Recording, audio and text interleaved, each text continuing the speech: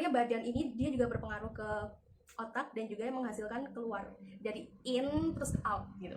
Ngerti gak sih? Aku jadi takut. Hello, welcome back to my channel. Yay, setelah sekian purnama ya, akhirnya Widi Talita balik lagi di channel YouTube. Dan nggak tahu deh kemarin habis kemana. Tapi aku seneng banget, jujur aku bisa bikin video lagi. Baik banget orang-orang yang tanya. Terus habis itu berarti kan banyak yang care dan banyak yang menunggu channel ini muncul lagi gitu kan. Tapi sebelumnya mungkin sebelum kamu menonton semua ini, kamu harus like, subscribe, and comments. Dan jangan lupa share ke all of your social media yang kalian punya ya. Nah langsung aja just ke videonya. Aku seneng banget deh. Jadi ada subscriber yang dia tuh berani nge-DM aku. Dan aku appreciate banget buat kamu. Dia orang Bali, aku agak nggak notice namanya tapi aku inget wajahnya cantik. Dia tuh tanya-tanya gitu, dia masih kelas 1 SMA, dan dia nih penasaran sebenarnya di psikologi itu belajar apa, terus abis itu lika-likunya itu seperti apa, dan harus dari jurusan apa yang bisa masuk ke psikologi. Dan dia tuh tanya kenapa sih seorang Widi Talita itu masuk ke psikologi. Tuh, jadi sebenarnya video aku yang dulu banget tuh udah aku kasih tahu kenapa aku masuk psikologi, terus abis itu kenapa maksudnya suka duka di psikologi itu kayak apa, ada mitos-mitosnya juga tentang psikologi gitu kan. Nah langsung aja kita bahas satu persatu ya, dari kenapa aku masuk ke psikologi. Kenapa sih aku tuh masuk ke psikologi gitu? Karena yang pertama itu, dulu aku pernah ngejelasin kan aku pengen jadi dokter tapi ternyata nggak bisa karena aku lempar ke IPS yang dia tuh nggak bisa masuk ke kedokteran. Akhirnya gimana caranya aku berpikir biar aku tuh bisa masuk ke rumah sakit, bisa kerja di rumah sakit. Dan ya psikologi itu kadang dikait-kaitin jadi dokternya anak IPS gitu. Ini benar-benar apa ya, common sense, tapi ternyata bener juga kalau dipikir. Baik banget teman-teman aku di universitas aku dari Universitas Sanata Dharma Yogyakarta. Di sana nih baik banget teman-teman aku dari jurusan IPS. Jurusan IPS itu bukan jurusan yang bego atau bodoh ya. Ini harus digarisbawahi karena baik banget yang ngomong, "Lo anak IPS, wow, pasti susah ya cari kerja, pasti susah ya cari jurusan dan lain-lain." No, itu big no banget, karena anak IPS itu malah menyenangkan gak sih?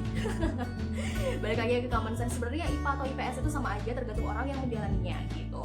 Terus abis itu karena aku pengen masuk ke psikologi, ya udah aku kejar-kejar psikologi. Dan ternyata sampai saat ini aku belum jadi sesuatu yang berkaitan dengan psikologi karena aku masih kejar S2 aku pengen jadi psikolog. Tapi ya ada beberapa kendala, aku belum bisa ke S2. Minta doanya teman-teman. Nah terus habis itu gimana sih caranya masuk ke fakultas psikologi itu? Nah dulu ini aku ceritain ya. Dulu tuh aku tuh idealis banget, aku pengen masuk ke UGM, Universitas Gadjah Mada, Universitas Gambar Matahari boleh. Nah ini makin lama aku tuh udah les, udah belajar, udah ngerti kenapa ya otak aku tuh kayaknya kalau sama universitas yang kayak gitu tuh nggak kurang lagi nggak ya. Sebenarnya mungkin bukan keberuntungan aku, jadi waktu itu aku ikut SBMPTN itu aku gagal. Terus abis itu jalur tes gagal dan jalur mandiri juga gagal. Jadi 3 kali itu aku tes, aku gagal semua di UGM dan aku memutuskan untuk cari ke universitas swasta. Jadi keluarga aku tuh selalu, kalau kamu negeri harus, tapi buat cadangan kamu ke swasta gitu. Nah otomatis nih yang negerinya kan nggak ada yang dapat ya. Aku udah minta UGM, terus aku waktu itu nggak ngedaftar di Undip karena Undip itu kenapa ya nggak daftar Undip ya? Aku masih ada sakit hati sama Semarang. Jadi ya udah aku tuh pengen banget di Jogja, udah gitu aja, cuma di UGM doang kan. Terus habis itu yang swastanya itu aku ngedaftar di UII sama di Sanata Dharma, tapi aku lebih srek ke yang Sanata Dharma gitu. Nah habis itu udah kan, sebenarnya di Indonesia aku nggak begitu ngerti ya Jawa DIY itu yang dia psikologinya dari IPA itu tuh cuman di UNS, Universitas Negeri Surakarta itu. Kalau yang di UGM itu dia masih bisa dari IPS. Yang di UNS dia karena masuknya ke fakultas kedokteran baru prodinya psikologi gitu. Mantap. Nah jadi otomatis aku negerinya cuma ambil di UGM, terus swastanya baru kemana-mana. Nah swastanya pun sebenarnya juga bisa hampir semuanya swasta itu dia bisa dari IPA atau IPS. Ini masalah IPA atau IPS dulu ya. Itu sebenarnya bisa. Tapi kan ada, kalau S1 itu belum dijurusin ding, mau yang klinis atau pendidikan atau apapun itu. Tapi nanti S2-nya baru dibagi lagi. Itu nanti aja. yang IPA atau IPS itu, kalau IPS bisa ke semuanya, kalau UGM tuh bisa ke semuanya, kalau UNS cuma itu. Tapi aku nggak ngerti ya, karena dia kan tanyanya waktu itu di Bali. Aku juga belum begitu paham di Bali ini universitas mana aja yang dia bisa terima dari IPA atau IPS itu. Mohon maaf, ini sesuai pengalaman aku dulu aja ya. Nah terus lanjut ke pertanyaan selanjutnya, itu ada yang tanya apa sih suka dukanya di psikologi? Iya, banyak banget. Ini mungkin tuh sebenarnya tergantung perorangannya juga kali ya. Apalagi aku waktu itu juga di Sanata Dharma yang bener-bener aku nggak ngerti siapa-siapa. Aku dulu cuma kenal satu orang namanya Ella. Ella ini kebetulan temennya sepupu aku. Jadi ya udah kenal-kenalan gitu aja. Tapi emang sampai sekarang jadi sahabat Ella. Nah terus abis itu ya pertama adaptasi bisa lah kalian ya kan. Nah terus abis itu susahnya lagi karena aku di IPS, karena aku dari IPS kan. Di psikologi itu ada pelajaran yang ternyata IPA banget, buset gila.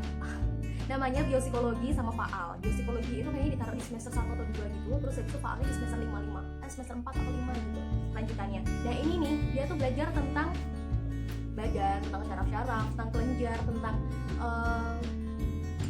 apa ya, maksudnya tuh kayak kelihatan begonya kan. Jadi kelenjar apa yang mempengaruhi, misal ada endorfin atau apa yang mempengaruhi tentang kebahagiaan, tentang mood, tentang ya. Jadi sebenarnya badan ini dia juga berpengaruh ke otak dan juga yang menghasilkan keluar. Jadi in terus out gitu.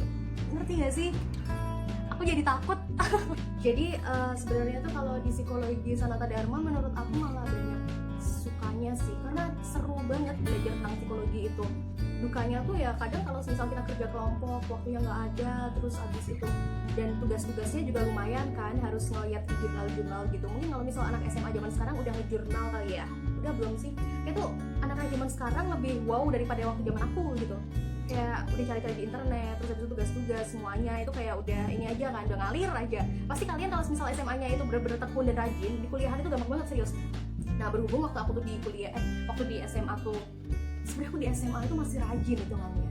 Tiba-tiba di kuliahan aja langsung kayak jujur awal-awal aku di kuliahan itu mikirnya kayak kalau bahasa Jawa itu kayak nyentengin gitu, menganggap semuanya mudah. Tapi ternyata tiba-tiba di semester 5 kan aku juga ikut MC, aku jadi MUA dan lain-lain. Aku dari SMA udah kerja, dari SMP bahkan, dari SMP aku udah kerja. Jadi waktu kuliah aku otomatis kan kayak harus menghasilkan yang lebih banyak, sampai akhirnya pelajaran keteteran alias nggak tahu lah.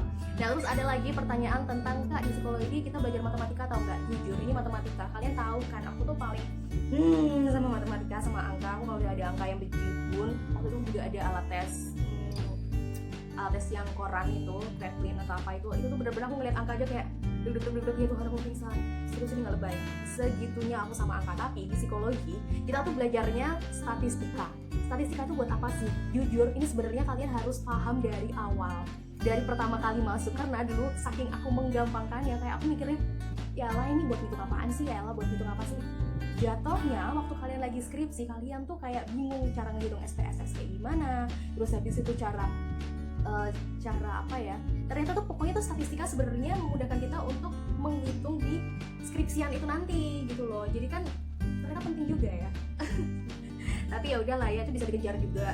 Terus ada pelajaran lagi tentang aku paling suka pelajaran abnormal sama kesehatan mental. Karena apa? Karena aku tuh nggak ngerti kenapa ya, kayak suka banget gitu kalau misalnya ada manusia yang maaf kayak abnormal atau mungkin apa, pokoknya yang bisa kita pelajarin, kita bisa telaah gitu. Itu aku suka banget.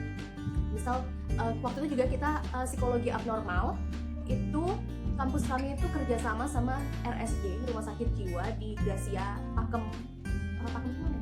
Jalan Kaliurang Yogyakarta sana yang naik itulah pokoknya. Itu kita benar-benar diterjunin ke teman-teman di sana yang kurang normal gitu.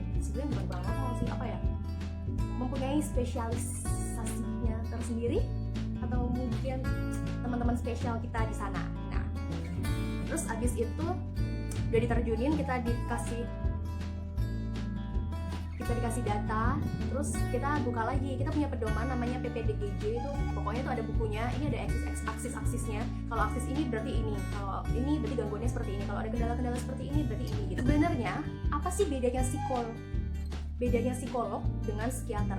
Itu jelas beda banget ya, banyak banget teman-teman juga tanya kenapa sih yang nggak jadi psikiater gitu.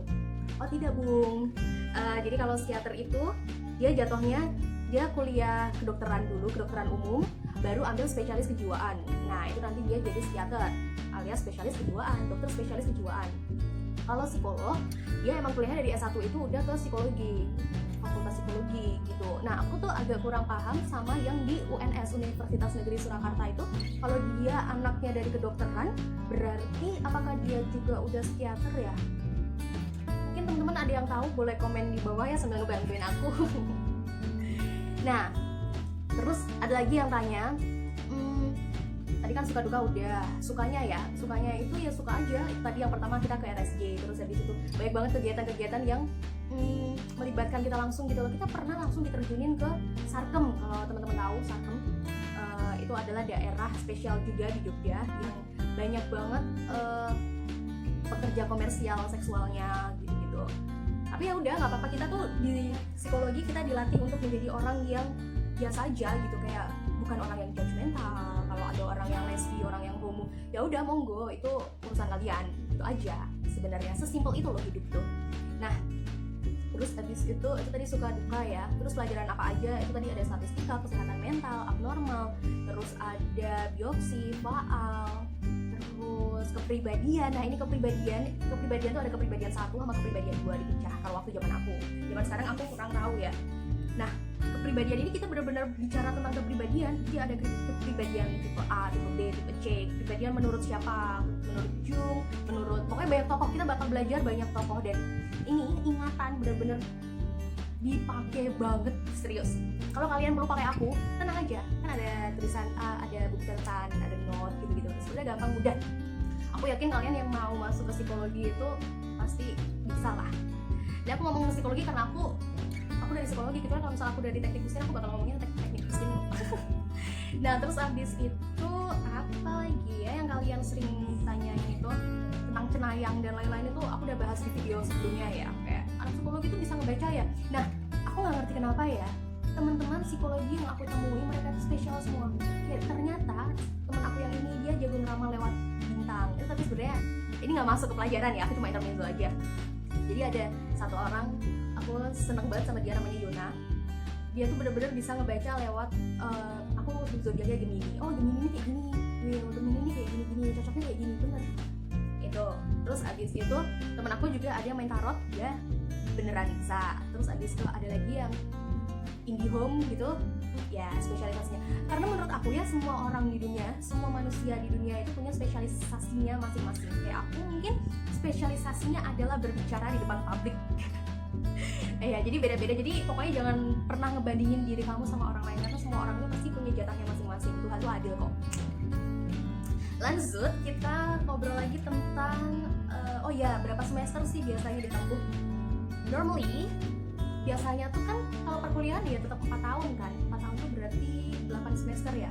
Tapi ini kan tergantung lagi sama orang-orangnya, dia bisa selesai tepat waktu atau enggak. Ya jangan ini kayak anak SMA kan. Kalau anak SMA udah ada deadline-nya ya, kamu harus selesai ini, kamu harus ujian segini, selesai ini, nilai kamu jelek mau apa, remet tanggalnya segini nih. Kalau kuliah itu beda banget, kita benar-benar dilepas tanggung jawab sama diri sendiri, dan apa ya, benar-benar ya udah harus tahu diri. Nah jadi misal apa ya, aku harus kuliah ini, nilai aku kurang, ya mau nggak mau kalau kamu sadar ya remet gitu, remet ngehubungin dosennya baru kamu remet. Nggak ada tuh ada dijadwalin terus habis dosennya kamu besok remet ya, no, dosen don't care, won't care anymore. Pokoknya tuh balik lagi ke diri kita. Kalau kita pengen cepet lulus ya udah, nggak usah neko-neko.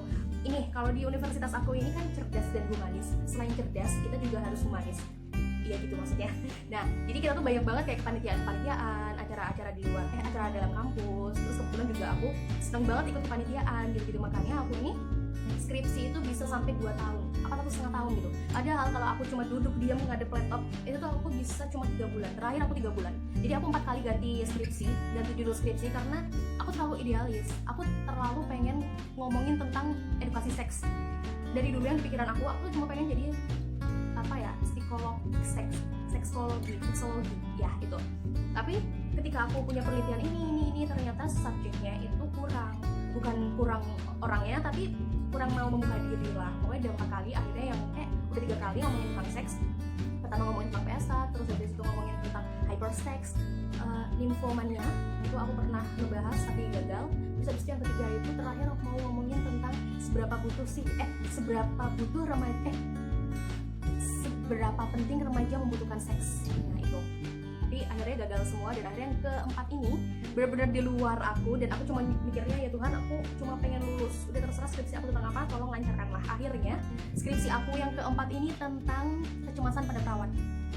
Jauh banget ya. Iya tapi ya udahlah, yang penting lulus gitu. Itu aku cuma ngerjain 3 bulan. Ya 3 bulan langsung sidang dan udah selesai. Segampang itu sebenarnya kalau kamu mau ngikutin alur. Kecuali ntar pasti di kuliahan tuh kamu menemukan banyak banget teman-teman yang beda apa ya, kayak beda dari kebiasaan kamu sebelumnya gitu. Kalau misalnya kamu sebelumnya kamu tuh rajin, kamu selalu tepat waktu, kamu selalu ya whatever good gitu kan, dan ternyata kamu ketemu teman yang baru sama kamu, satu yuk, minum yuk, belum yuk, nah tergantung kamu mau ngikutin jalan itu atau say no, stop, I want it gitu. Itu balik lagi ke diri kita. Pokoknya menurut aku ya, kedewasaan orang itu waktu kuliah itu waktu benar-benar dilepas, dan dia harus tanggung jawab, bener-bener deh, itu tanggung jawab banget kuliah itu. Oke. Terus nih lanjut, ada yang tanya, Kak Willy ini sebenarnya pengen jadi apa sih? Aku pengen banget buka praktek juga, sebenarnya cuma itu doang. Aku pengen buka praktek, terus habis itu ngedengerin orang curhat, atau ngasih masukan kalau misal bisa. Jadi psikolog itu cuma bisa memberi masukan aja. Nanti yang ngelakuin balik lagi ke kliennya. Jadi cuma mancing gitu loh. Sebenarnya kalau kamu kayak gini nih, kamu gini loh. Nah, menurut kamu gimana? Dibalikin lagi ke kliennya. Kalau psikiater itu dia bisa ngasih obat, bisa ngasih wejangan juga gitu. Terus abis itu tadi aku pengen jadi psikolog, makanya aku lagi pengen ngejar banget S2-nya itu. Terus aku pengen jadi psikolog klinis. Nah, di Jawa Tengah ini yang punya klinis itu cuma beberapa, dan di Indonesia klinis itu yang paling banyak diminatin gitu loh. Padahal kan juga ada psikolog klinis, psikolog science sama klinis gitu. Nah kalau science-nya ini dia bakalan berujung jadi dosen gitu-gitu. Kalau klinis nanti dia bisa praktek di rumah sakit, bisa buka praktek. Kalau pendidikan biasanya ditempatin di sekolah-sekolah, di kampus, juga bisa jadi dosen. Terus abis itu ada lagi kelas besarnya itu science dan klinis. Itu ntar dibagi lagi. Nah kalau di Undip S2-nya itu dia science, jadi dia bakal jadi dosen gitu, nggak bisa praktek. Oke lanjut, tadi dia nangis. Nah terus abis itu di Undip tadi kan dia juga cuma ada klinis, cuma ada science doang, jadi dia tuh nggak bisa buka praktek gitu loh geng. Sedangkan aku pengen buka praktek, otomatis aku harus ke yang klinis gitu. Nah di klinis sendiri itu ada di UGM, ada UNS itu kayaknya juga dia science, pokoknya tuh dikit banget negeri yang punya klinis. Iya benar. Terus habis itu kalau yang swastanya itu aku pengen buat ke Sugia Pranata ya, Unika Semarang, tapi sayang mama aku nggak boleh kuliah. Terus habis itu apa ya, pengen ngomongin apa ya tentang pelajaran itu sebenarnya bisa dipelajarin sih. Kan ada yang tanya juga waktu itu, maaf ini kayak random talking aja ya. Itu waktu itu ada yang tanya, aku dari IPS bisa nggak sih Kak ngikutin pelajarannya? Jelas bisa banget. Aku jujur dari IPS, aku loh yang otaknya pas-pasan dan nggak suka belajar, itu bisa, serius. Pokoknya tuh asal kamu seneng aja. Dan dulu tuh yang bikin aku semangat adalah dosennya, karena dosennya ganteng, yang cowok ganteng, yang cewek cantik modis gimana gitu loh. Jadi kita yang ngerasa kayak aku mau jadi kayak beliau gitu. Dan sampai sekarang dosen-dosen itu masih hubungan deket gitu sama aku, puji Tuhannya. Terus abis itu pokoknya kalian kalau misal ada kemauan itu terus aja dikejar, jangan sampai kemauannya itu turun. Jujur kayak aku waktu itu aku bener-bener nyobain sampai 4 universitas kan, sampai 5 kali tes. Itu tuh aku masih punya kemauan, makanya aku genjot terus. Aku ini termasuk orang yang mudah menyerah sebenarnya. Makanya YouTube ini kadang ada kadang nggak ada kan. Jadi kayak apa aja ya, antara ada dan tiada. Makanya kalau lagi seneng itu digas terus. Jangan sampai ntar tiba-tiba down terus kayak ya udah cuma diem, nggak ngerti mau ngapain, kayak everything is end. Itu jangan. Jadi buat temen-temen, buat adik-adik semua yang pengen masuk ke psikologi, jangan pernah takut, karena semuanya itu bisa dipelajari. Bahkan kalau kamu, bahkan tuh ada loh isunya, ada anak dari IPS dia masuk ke kedokteran. Iya gue. Menurut aku semua itu sebenarnya bisa dipelajari. Dan kemarin aku ngeliat juga ada berita, ada orang Cina dia cari anak terbodoh di Papua, dia ajarin semuanya. Akhirnya waktu anak-anak Papuanya itu umur 22 tahun, mereka semua bisa nyetak medali emas dong di tingkat Asia. Wow, keren gak sih? Sebenarnya otak ini bisa dilatih. Serius, ini tuh bisa dilatih. Jangan pernah nyia-nyiain yang ada di dalamnya kepala ini, jangan pernah. Kalau bisa kalian itu usaha. Setiap hari itu pasti pikir, aku harus ini gitu. Oke, kalian santai boleh, tapi harus tetap terkendali gitu. Harus punya tujuan, harus punya pencapaian gitu kalau menurut aku ya. Karena menurut aku kalau misal hidup tanpa ada pencapaian dan ada tujuan itu kayak ya udah, mau kok gue urip kayak gitu. Mau ngapain kamu hidup? Ya kan, kayak mengalir terus aja, nggak mungkin dong. Kamu besok bakal kerja apa juga kan pasti dari sebelumnya juga kan diasah dan dilatihnya gitu. Itu aja sih pesan aku. Mungkin kalau ada teman-teman yang mau tanya atau mau nambahin atau mau ngapain aja atau ada kata-kata aku yang salah tentang dunia psikologian ini, boleh ya di komen di bawah ini. Tapi mohon jangan dihujat. Kalau nggak suka ya udah jangan dislike. Kalau suka thumbs up, terus di komen, terus abis itu di share ke seluruh sosial media yang kalian punya. Terus dukung aku ya, dan buat kalian tetap semangat menjalani hidup dengan semangat batu. Makasih banget udah nonton video aku. Sampai jumpa di video aku yang lainnya. Dadah.